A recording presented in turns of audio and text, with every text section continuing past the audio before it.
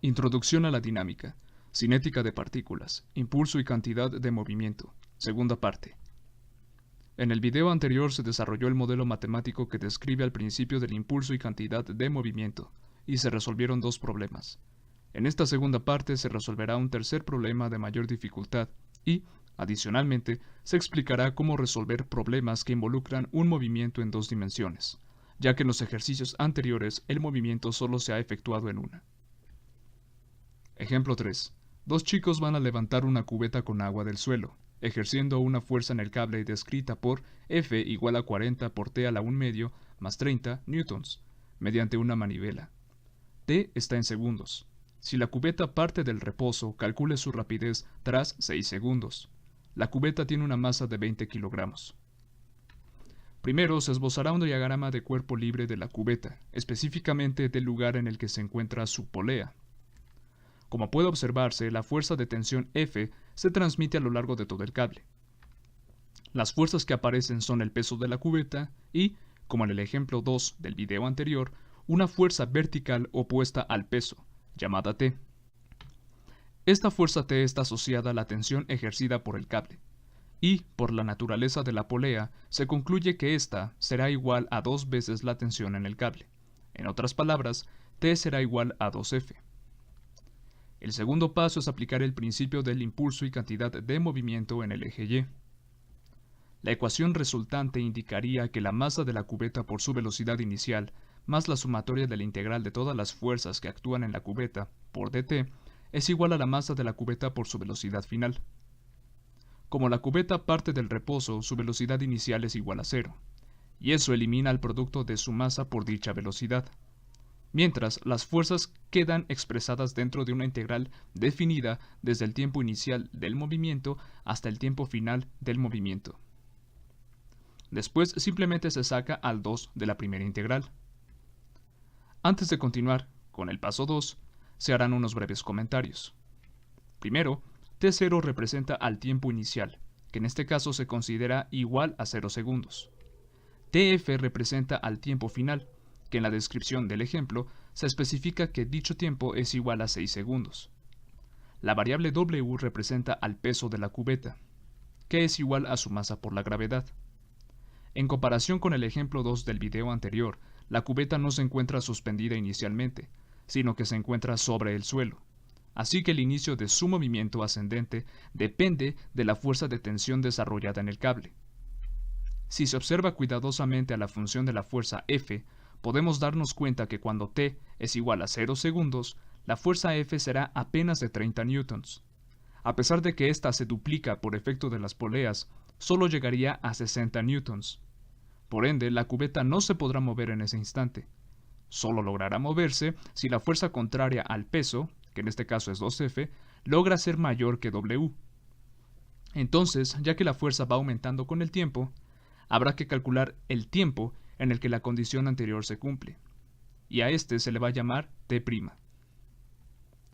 Sustituyendo la expresión desarrollada de F y el valor obtenido para W, la condición señala que 2 por 40 por T' elevada a la 1 medio más 30 debe de ser mayor que 196.2. Al despejar a T', se concluye que la cubeta comenzará a elevarse después de 2.8985 segundos. Así que una vez obtenido este tiempo, se puede proseguir con el cálculo del impulso de las otras dos fuerzas presentes en la cubeta. En el caso de la fuerza 2F, simplemente debe de resolverse la integral definida, solo que el límite inferior debe de intercambiarse por el valor obtenido en T'. Al resolver la integral, se obtiene la expresión mostrada, la cual deberá de evaluarse de 2.8985 a 6, y que da como resultado 706.7432 kilogramos metros sobre segundo. Posteriormente se calculará el impulso de la fuerza W. Como esta fuerza es constante, la solución de la integral resulta sencilla, solo que también debe de intercambiarse el límite inferior. Hecho esto, se sustituyen los valores correspondientes y, Finalmente, el impulso de esta fuerza resulta en 608.5143 kilogramos metros sobre segundo. Por último, lo que resta por hacer es despejar a la velocidad final v2 de la ecuación original. Se reescribe dicha ecuación, después se sustituyen los resultados obtenidos y el valor de la masa de la cubeta. Con esto, la velocidad final v2 es igual a 4.9115 metros sobre segundo. Ejemplo extra. Una persona va a jalar la caja de 30 kilogramos sobre el plano inclinado. El coeficiente de fricción entre la caja y la superficie es de 0.24.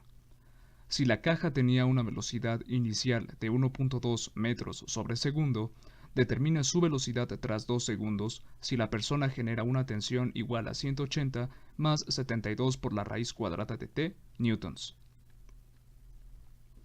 El primer paso es dibujar un diagrama de cuerpo libre de la caja. Las fuerzas que se identifican son la fuerza F, que es ejercida en el cable que sujeta a la caja, la fuerza de fricción entre la caja y el plano inclinado, el peso W de la caja y la fuerza normal N. Después, para simplificar el análisis, se rota al diagrama 25 grados en sentido horario. Y el ángulo θ, que representa al ángulo de 25 grados en el plano inclinado, se conserva en el vector W. Hecho esto, el siguiente paso es aplicar el principio del impulso y cantidad de movimiento en el eje Y. La ecuación resultante sería m, que es la masa de la caja, por v1y más la sumatoria de la integral de todas las fuerzas que actúan en la caja sobre el eje Y, igual a la masa de la caja por v2y. Antes de proseguir, v1y representa la velocidad inicial de la caja sobre el eje Y del diagrama rotado. v2y representa su velocidad final en dicha dirección. Como la caja nunca se despega del plano inclinado, v1y y v2y son iguales a 0. Por lo tanto, ambos términos se eliminan de la ecuación y se desarrolla la sumatoria de la integral de las fuerzas. Las dos fuerzas que actúan en el eje Y son la fuerza normal N y la componente Y del peso W.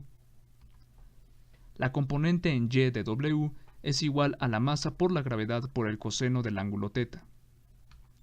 Se sabe que tanto N como WY son constantes. Así que la solución de sus integrales resulta sencilla. Solo debe de multiplicarse a la fuerza correspondiente por la diferencia de tiempos Tf menos T0.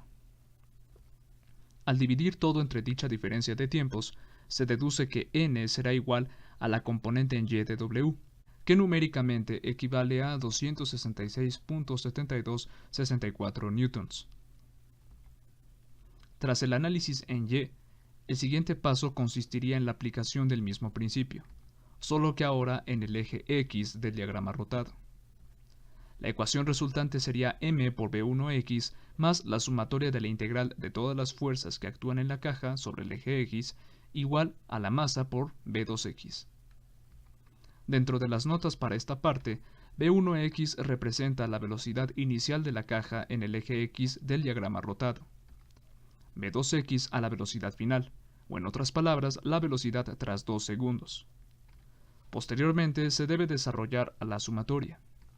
Las fuerzas involucradas sobre el eje X son la fuerza F ejercida en el cable que sujeta la caja, la fuerza de fricción y la componente en X del peso. La única fuerza que está descrita por una función es la fuerza desarrollada en el cable, que es igual a 180 más 72 por la raíz cuadrada de t. Ahora se calculará el impulso de F, solo que deberá de definirse a Tf y a T0.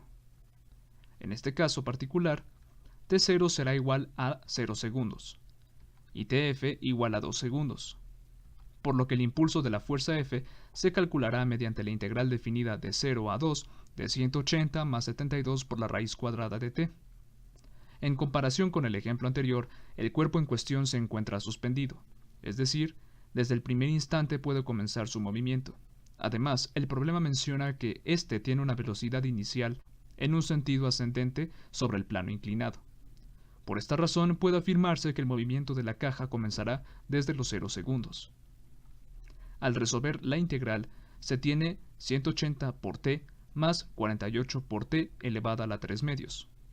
Al evaluar lo anterior, de 0 a 2, se concluye que el impulso de la fuerza F será igual a 495.765 kilogramos metros sobre segundo.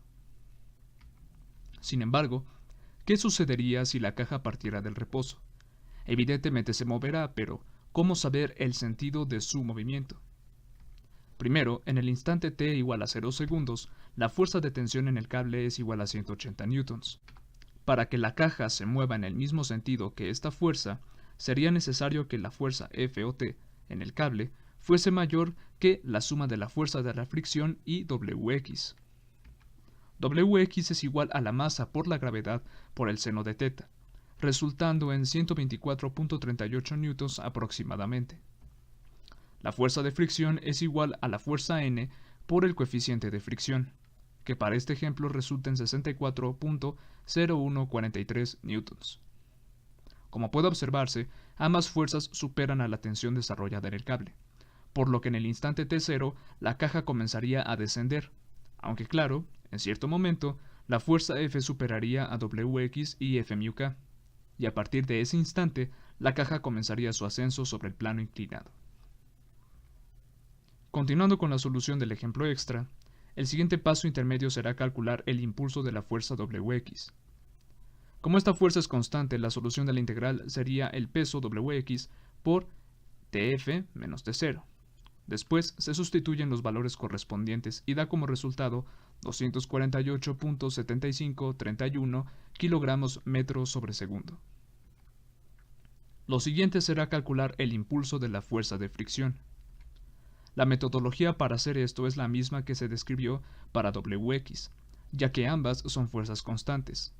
Entonces, el resultado para dicho impulso es 128.029 kilogramos metros sobre segundo. Ahora que ya se han obtenido todos los resultados numéricos posibles, el paso final consistirá en despejar a B2x de la ecuación original. Ergo se vuelve a escribir. Posteriormente se sustituyen los valores correspondientes y, para despejar a la velocidad, basta con dividir todo entre la masa de la caja, que es de 30 kilogramos. Finalmente, la velocidad de la caja tras 2 segundos es igual a 5.1661 metros sobre segundo. En caso de que hayan surgido dudas respecto a los problemas analizados en este video, se recomienda ver dos videos publicados anteriormente en este canal. El primero se titula Impulso y cantidad de movimiento, primera parte, y el segundo se titula Aceleración y fuerzas rectangulares. En el siguiente video se seguirá hablando sobre el mismo tema, solo que ahora contemplando la condición de la conservación de la cantidad de movimiento.